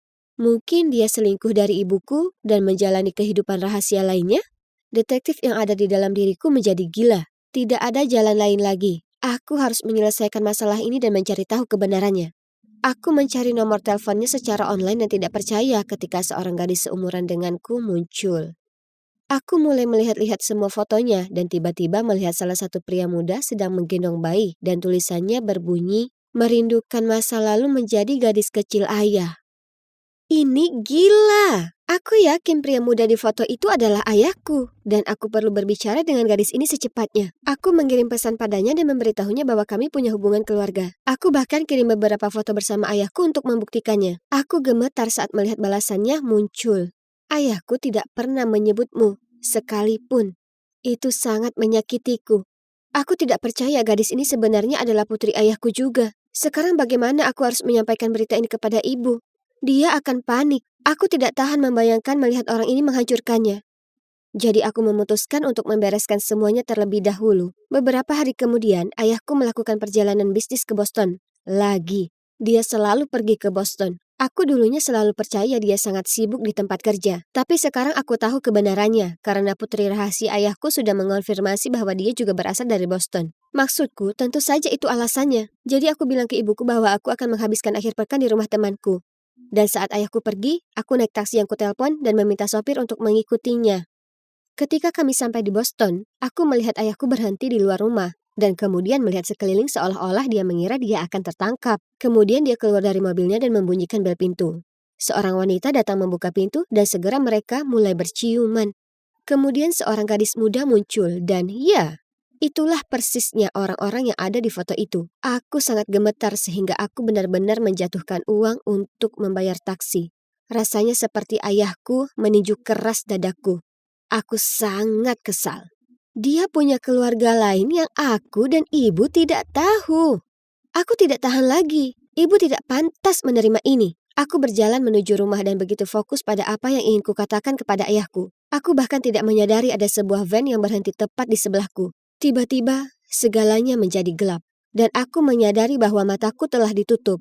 Sebuah tangan besar menutupi mulutku sehingga aku bahkan tidak bisa bergerak. Aku merasakan selotip ditempelkan di bibirku, menutupnya rapat-rapat. Lalu seseorang menarikku ke belakang dan mendorongku ke dalam mobil. Ya Tuhan, apakah aku diculik? Kenapa? Apakah ayahku pernah melihatku dan sekarang dia berusaha menutupi jejaknya? Ini seperti sesuatu yang keluar dari film. Mereka bahkan mengikatku. Setelah sekitar 1 miliar jam, kami akhirnya berhenti dan aku diseret keluar dari mobil menuju gedung yang dingin dan gelap. Seseorang melepas penutup mataku, tapi di dalam sangat gelap sehingga aku tidak bisa melihat apapun kecuali satu bola lampu di atas kepalaku. Selotip yang menutupi mulutku dilepas dan ikatanku dilepaskan. Aku ingin lari dari sana secepat mungkin, tapi aku ketakutan. 2 pria berpakaian hitam berdiri di ruangan itu dan salah satu dari mereka memelototiku dan berkata, "Mereka pikir mereka bisa menyembunyikanmu selamanya? Ha, ha, ha." "Siapa kamu?" Aku berteriak. "Di mana aku? Jika kamu mau uang, teleponlah ayahku. Tolong, biarkan aku pergi." Kataku dengan suara paling gemetar yang pernah ada. "Jangan khawatir, kami tidak akan menyakitimu, dan kami bahkan tidak membutuhkan uang. Orang tuamu lah yang kami mau. Dalam 3 minggu, mereka akan keluar dari penjara dan mereka harus datang ke sini untuk menjemputmu kembali. Maka kami benar-benar dapat menghukum kalian semua karena mengetahui terlalu banyak rahasia tentang kami." Aku tidak tahu apa yang mereka bicarakan. Penjara? Orang tuaku tidak berada di penjara, kamu salah orang. Salah satu pria itu hanya tertawa dan berkata, "Sudah 12 tahun, namun kamu masih belum mengetahuinya?" Lalu dia pergi sambil tertawa lepas. Apa? Apa yang mereka bicarakan? Semua ini tidak masuk akal. Ayahku seorang pengusaha dan ibuku seorang ibu rumah tangga. Ini semua adalah kesalahan besar. Pasti begitu. Mereka mengunciku di ruangan gelap itu. Aku mencoba berteriak dan menggedor pintu. Tidak ada yang mendengarku atau mereka mendengarnya. Mereka tidak peduli. Beberapa hari berikutnya adalah hari terburuk dalam hidupku. Aku tidak berpikir aku akan selamat. 2 kali sehari seseorang menyelipkan makanan ke bawah pintu, dan aku menghabiskan sebagian besar waktuku memikirkan cara untuk melarikan diri. Tidak ada jendela, tapi ada ventilasi udara kecil, dan jika aku bisa membukanya, kupikir aku mungkin bisa merangkak masuk dan keluar dari tempat yang menjijikkan dan kumuh ini. Beruntungnya aku, mereka memberiku garpu untuk makan dan perlahan-lahan aku menggunakannya untuk melonggarkan skru pada kisi-kisi ventilasi. Akhirnya pada malam ketiga, aku menunggu sampai semuanya sunyi senyap dan aku masuk ke dalam ventilasi. Aku merangkak masuk dan berhasil keluar. Aku berada di belakang gudang tua yang ditinggalkan. Dan saat aku berdiri untuk meregangkan kakiku, seseorang menutup mulutku dari belakang. Oh, tidak! Bagaimana bisa aku tertangkap begitu cepat? Tapi kemudian ku dengar suara. Shh, kamu baik-baik saja? Aku hampir berteriak. "Hah, itu ibuku. Bagaimana kamu menemukanku?" tanyaku. Tapi dia hanya meraih tanganku dan berkata, "Ayo pergi dari sini. Aku akan menjelaskannya." Kami memanjat melalui celah kecil di pagar, dan kemudian aku melihat mobil hitam di pinggir jalan. Aku mulai panik lagi, tapi ibu bilang itu untuk kami berdua. Lalu saat kami masuk, dia berkata pada supirnya, "Aku mendapatkannya, James. Ayo pergi." Saat itulah aku akhirnya melihat ibuku dan menyadari apa yang dia pakai. Dia berpakaian serba hitam dan terlihat seperti mata-mata atau semacamnya. Ibu, apa yang terjadi?" Ibuku menggigit bibirnya dan berkata tidak bisa menyembunyikannya lagi dariku. Apa yang dia katakan selanjutnya sungguh sulit dipercaya. Ternyata orang tuaku bukanlah orang tua kandungku. Ayah dan ibu kandungku pernah menjadi anggota gerombolan ini. Tapi 12 tahun yang lalu mereka diberi tugas yang mustahil dan mereka menolak melakukannya. Jadi bos mereka mengatakan dia akan menyakitiku sebagai hukuman mereka. Orang tuaku tidak punya pilihan selain menyerahkan diri dan meminta perlindungan polisi untukku. Sebagai imbalannya, mereka memberikan informasi rahasia kepada polisi tentang gerombolan tersebut. Wow, aku kaget. Jadi, Kamu bukan ibuku. Orang tuaku berada di penjara. Aku merasa kepalaku berputar. Bagaimana hidupku bisa menjadi begitu gila? Ya, mereka di penjara. Saat itu, polisi menyerbu markas mereka, namun bosnya berhasil melarikan diri. Itu sebabnya kamu dalam program perlindungan, karena kami tahu dia akan datang mencarimu. Ini keterlaluan. Aku tidak menginginkan kehidupan yang dramatis. Lalu aku tiba-tiba teringat ada lebih banyak drama. Bu, aku tahu ayah selingkuh, jadi aku mengikutinya ke sini ke Boston. Apa kamu juga mengikutinya? Maksudku, bagaimana kamu menemukanku? Ini sangat aneh. Ibu tidak terlihat sedih sama sekali. Dia berkata, sebenarnya dia tidak selingkuh. Wanita itu dan anak-anak itu adalah keluarganya yang sebenarnya. Kamu tahu, pada saat itu dia dan aku adalah dua orang yang cukup memenuhi syarat untuk mengadopsimu. Jadi dia tinggalkan keluarganya untuk memasukkan kehidupan keluarga kita demi melindungimu. Itu semua bagian program perlindungan. Namun dia sangat merindukan keluarganya. Itulah sebabnya dia menemui mereka setiap akhir pekan. Maafkan aku, Erin. Kami tidak menyangka akan menjadi seperti ini. Saat kamu tidak pulang pada hari Minggu, aku menggunakan GPS yang kami pasang di ponselmu dan itulah caraku menemukanmu. Oke, kepalaku semakin berputar. Bukan cuma mereka bukan orang tua kandungku, mereka bahkan bukan pasangan sungguhan. Ini benar-benar gila. Semua ini untuk melindungiku? Wow, dan ternyata hal itu berjalan cukup baik karena dengan melacakku, mereka menemukan tempat baru persembunyian bos. Dan sekarang polisi telah tiba dan dia akhirnya ditangkap. Sedangkan aku dan keluargaku, kami harus berpura-pura menjadi keluarga sungguhan untuk saat ini. Dan sebenarnya itu tidak terlalu sulit karena aku sangat mencintai mereka. Dan mereka telah mengorbankan 12 tahun terakhir hidup mereka untuk melindungiku. Aku akan selamanya berterima kasih kepada mereka. Dan orang tua kandungku akan segera keluar dari penjara. Dan kemudian aku bertemu kembali dengan mereka. Aku tidak ingat apapun tentang mereka, tapi mereka juga mengorbankan nyawa untuk melindungiku. Jadi mereka pasti luar biasa, kan? Nina, kenapa kamu hanya sepupuku dan bukan ibuku? Claudia mencuri pandang padaku dengan mata curiga. Aku tahu dari mana asal ini, karena topik pekan itu di TK adalah keluarga. Kata-kata Claudia yang polos membuatku resah dengan rasa bersalah. Apa aku ini orang yang jahat? Aku terus bertanya-tanya pada diriku setiap hari selama 4 tahun. Ya, gadis kecil di sampingku ini bukanlah putriku. Kuculik dia dari ayah kandungnya, dan kubesarkan dia sendiri sejak itu. Semua berawal dengan Paman Oliver, yang mana seorang pebisnis sukses dan orang yang sangat penyayang. Aku hanya berhutang budi padanya dan nenekku, karena mereka yang membesarkan aku setelah orang tuaku meninggal dalam kecelakaan mobil saat aku masih kecil. Pamanku sudah menjalankan peran dengan baik dalam mengisi kekosongan figur ayah dalam hidupku. Tapi beliau juga ingin anak biologisnya sendiri, yang mana jadi masalah rumit bagi pria aseksual sepertinya. Suatu malam, aku baru saja datang dari jalan-jalan dengan teman-temanku saat kulihat beliau duduk di meja dapur, tangannya terapit kedua tangan. Aku bertanya, "Paman, ada apa?" Paman mendongak menatapku dengan mata merah yang bengkak, menghela nafas, lalu berkata, "Nina, sebenarnya ini hal sepele. Hanya saja ulang tahunku bulan depan, dan aku tak punya satu hal yang paling kuinginkan di dunia ini." Aku menariknya ke dalam pelukan dan menenangkannya. Aku tahu beliau masih merindukan kehadiran seorang anak dan aku ingin membantunya. Jadi, bersama-sama, kami mencari tahu prosedur ibu pengganti. Pamanku sangat bersemangat, dan beliau lengkapi semua berkas untuk membeli sel telur donor. Sekarang yang paman butuhkan adalah seorang ibu pengganti. Jadi beliau pergi ke agensi ibu pengganti setempat dan mereka menunjukkan padanya 5 profil ibu pengganti yang potensial. Aku bersumpah, paman pasti sudah membaca ulang masing-masing sebanyak 100 kali. Tapi, pada akhirnya beliau memilih satu, seorang wanita bernama Katie. Di atas kertas, Katie kedengarannya sempurna. Dia berusia 31 tahun dan telah mempunyai anak laki-laki sehat bernama Robbie. Kontrak sudah dibuat. Semua perawatan medis Katie akan dibayar, dan dia juga menerima sejumlah uang yang cukup besar. Kemudian, saat bayinya berusia seminggu, pamanku akan membesarkannya sendiri. Ini semua terdengar sempurna. Ya, akan tetapi semuanya berubah jadi sangat kacau.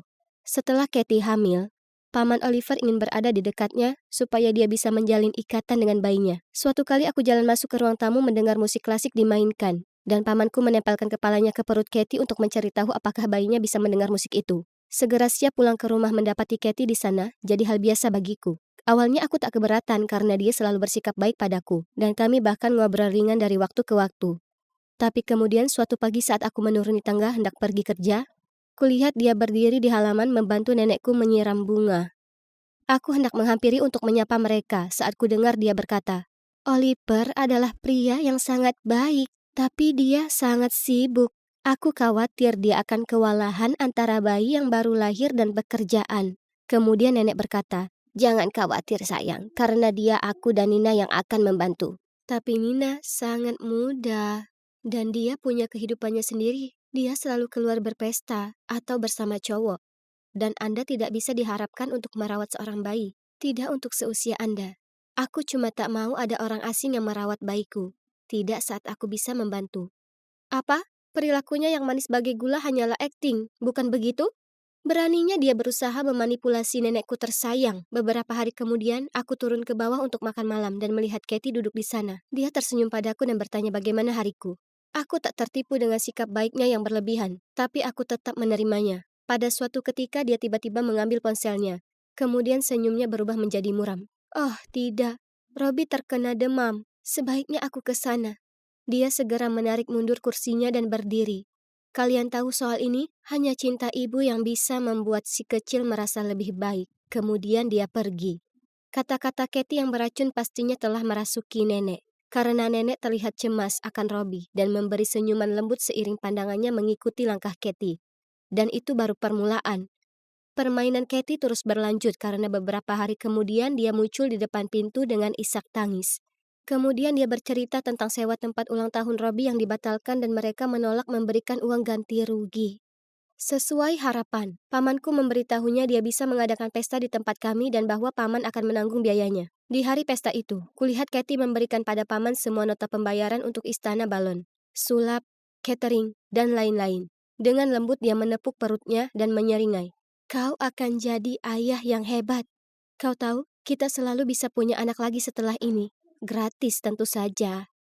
Kemudian setelahnya, kulihat dia membisikkan sesuatu ke Robbie. Kemudian menit berikutnya, Robbie lari ke pamanku, memeluk kakinya dan berkata, "Terima kasih untuk pestanya, ayah." Kemudian Katie bergegas mendatanginya mengacak-ngacak rambutnya dan berkata, "Oh sayang, dia bukan ayahmu. Tapi pasti akan menyenangkan bukan jika semua tinggal di sini dengan bayi ini?" Cukup sudah. Jadi malam itu aku menemui paman dan nenekku membahas soal itu. Aku punya perasaan tak enak soal Katie. Kurasa dia berusaha melanggar kontrak. Pamanku menghela nafas kemudian berkata, "Aku tahu." Kemudian nenek menambahkan, "Tapi Katie benar. Oliver tidak bisa menjalani ini sendirian. Kau terlalu muda dan aku terlalu tua. Jadi masuk akal jika Katie tinggal dan membantu. Lebih baik daripada menyuruh orang asing di sini, ya kan? Aku bisa membantu." Aku meninggikan suaraku. Lebih baik aku daripada dia. Aku tak percaya padanya. Nenek menggelengkan kepalanya. Tapi dia ibunya. Dia yang mengandung bayi itu. Ikatan mereka tidak bisa dipungkiri. Aku tahu rasanya kehilangan orang yang aku cintai. Katie akan membuat bayi itu sedih. Aku yakin itu. Dia akan mementingkan dirinya sendiri. Wajahku memerah saat aku meninggikan suara. Pamanku tetap diam. Kemudian ia hanya menghela nafas dan berjalan keluar. Aku berlari mengejar dan menariknya. Paman membuat pilihan sejak awal. Kenapa mengubahnya sekarang? Dia menjawab dengan pandangan terpaku ke lantai. Nenekmu ada benarnya. Apa? Suaraku memekik. Berhentilah membiarkan Katie si penyihir itu memanipulasimu. Paman menggelengkan kepalanya lalu berjalan pergi. Ya Tuhanku, mereka dikontrol seperti boneka. Ini harus dihentikan. Jadi kuputuskan menemui Katie soal ini. Kesempatanku datang esok harinya. Dia membantu masak makan malam jadi aku berkata padanya, "Aku tahu apa yang kau rencanakan. Kau hanya ingin kehidupan yang mudah tanpa khawatir soal uang. Itulah kenapa kau memanipulasi mereka. Tapi kau tak bisa membohongiku." Dia berhenti mencacah wortel, lalu memandangku. Apa benar begitu? Masalahnya Nina, aku selalu dapatkan apa yang aku mau. Dia menyeringai jahat, lalu menghujamkan pisau ke wortel itu dengan ganas sampai aku tersentak. Sudah dipastikan, Katie memang gila. Tapi aku tak punya bukti apapun. Jadi pada dasarnya sama sekali tidak ada yang bisa kulakukan soal itu. Seperti yang sudah ditebak, kegilaan itu terus berlanjut saat keesokan harinya. Aku ke kamar nenek dan melihatnya tampak bingung saat mencari-cari di laci samping tempat tidurnya. Lagi. Tidak bisa temukan pilku. Dan pil itu terus muncul di tempat-tempat aneh. Nenek terlihat sangat cemas bahwa ia kehilangan akal sehatnya. Kemudian saat kami semua makan malam, Katie menuju kulkas dan kejutan. Coba tebak apa yang dia temukan di sana. Ya, pil milik nenek. Jelas Katie sudah meletakkannya di sana. Kemudian dia berjalan menuju nenek, mengusap bahunya, dan dengan cemas berkata, "Seharusnya saya lebih memperhatikan Anda. Sebaiknya kita memeriksakan Anda ke dokter segera. Umur bisa begitu kejam terhadap pikiran, dan Anda tak mau jadi pelupa berada di dekat bayi." Setelah itu, nenek seperti betul-betul teryakinkan kalau ia terlalu tua untuk merawat seorang bayi. Bahkan setelah dokter mengatakan dia baik-baik saja. Terlebih lagi, nenek bersikeras kalau Katie harus pindah ke rumah untuk membantu. Dasar ular si Katie. Sebulan kemudian bayi itu lahir. Seorang anak perempuan. Pamanku menamainya Claudia, seperti ibuku. Kami semua menangis haru dan menyambutnya ke dalam keluarga kami. Harapan Katie tercapai, dan baik dia maupun Robbie pindah ke rumah kami.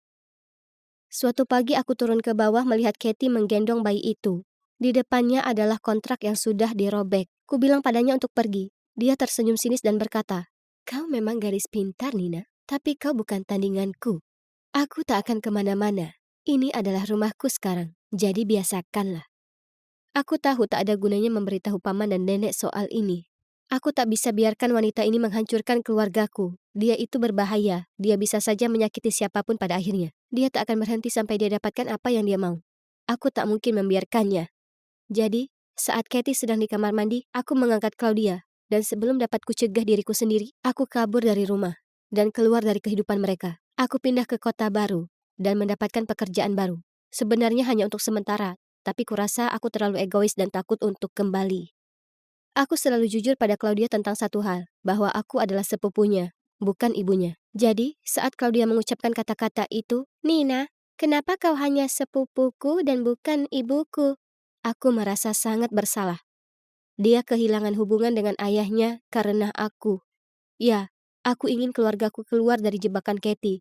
Tapi apa yang kulakukan tak adil untuk pamanku. Sekarang aku tahu itu. Aku tak berhak mengambil putrinya jauh darinya selama 4 tahun. Aku merasa tak enak. Membayangkan penderitaan yang sudah pasti aku timbulkan kepadanya juga nenek. Rasa bersalah itu menggerogotiku, dan aku tahu aku tak bisa menanggungnya lagi. Jadi aku menelpon seorang teman keluarga lamaku, dan memintanya mendatangi pamanku. Kemudian di hari itu temanku kembali padaku dengan sebuah pesan dari paman. "Katie sudah pergi, dan dia tidak akan kembali lagi. Kau benar tentangnya. Tentu saja, dia hanya mengincar uangku. Setelah kau pergi, dia tampaknya tak peduli soal Claudia sama sekali. Dan dia mengancam akan pergi ke kantor polisi dan melaporkanmu kecuali aku membayarnya. Tolong, kembali saja padaku dan nenek. Kami memang tak senang dengan apa yang kau perbuat, tapi kami tahu kau punya niat yang baik. Kami menyayangimu dan cuma ingin gadis-gadis kami kembali." Air mata mengalir membasahi wajahku.